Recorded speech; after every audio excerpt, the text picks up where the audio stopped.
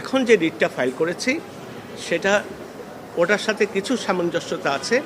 এই রিটে পার্টি হচ্ছে Bangladesh bank, party হচ্ছে আমাদের secretary of finance ministry, third হচ্ছে গ্রামীণ ব্যাংক অ্যান্ড প্রফেসর ইউনুস। গ্রামীণ ব্যাংকের সাথে প্রফেসর ইউনুস কেন এসছে? বিকজ নোবেল প্রাইজ কিন্তু পেয়েছে প্রফেসর ইউনুস অ্যান্ড গ্রামীণ ব্যাংক, যেটা দুনিয়ার কোথাও নাই একটা কমার্শিয়াল ব্যাংকে নোবেল প্রাইজ দেওয়া হবে। এখন যে মামলাটা করেছে সেখানে কি চেয়েছি? সেখানে জানতে চেয়েছি যে তোমরা কত পার্সেন্ট ইন্টারেস্ট চার্জ করছো, নাম্বার ওয়ান।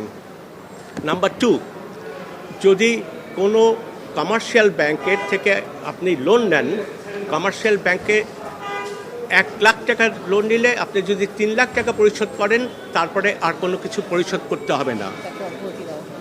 আচ্ছা, তাকে অব্যাহতি দিয়ে দেওয়া হয়।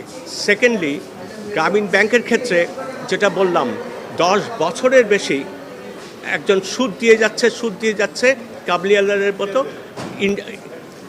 এই প্রিন্সিপাল অ্যামাউন্ট দিতে হবে না, সুদ দাও। এই সুদের উপরেই গ্রামীণ ব্যাংক চলতেছে।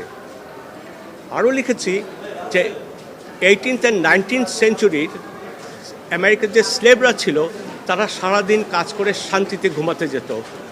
একটা মহিলা যারা ভূমিহীন হিসাবে লোন নিয়েছে, তারা 10 বছর পরেও লোন শোধ করতে পারছে না।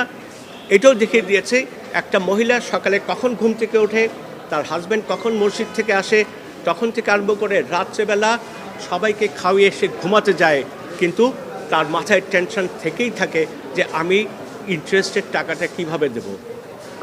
এখন আমি যেটা চাচ্ছি সেটা হচ্ছে গ্রামীণ ব্যাংক, যেটা যেই টার্মসে রুল দেওয়া হয়েছে, 1 লাখ টাকার জায়গায় 3 লাখ টাকা যদি হয়ে যায়, বা 25 লাখ টাকার জায়গায় যদি 75,000 হয়ে যায়, তারপরে তাকে আর কোনো টাকা দিতে হবে না। এটা চাওয়া হয়েছে, এই টার্মসেই কিন্তু আজকে রুলটা জারি করা হয়েছে।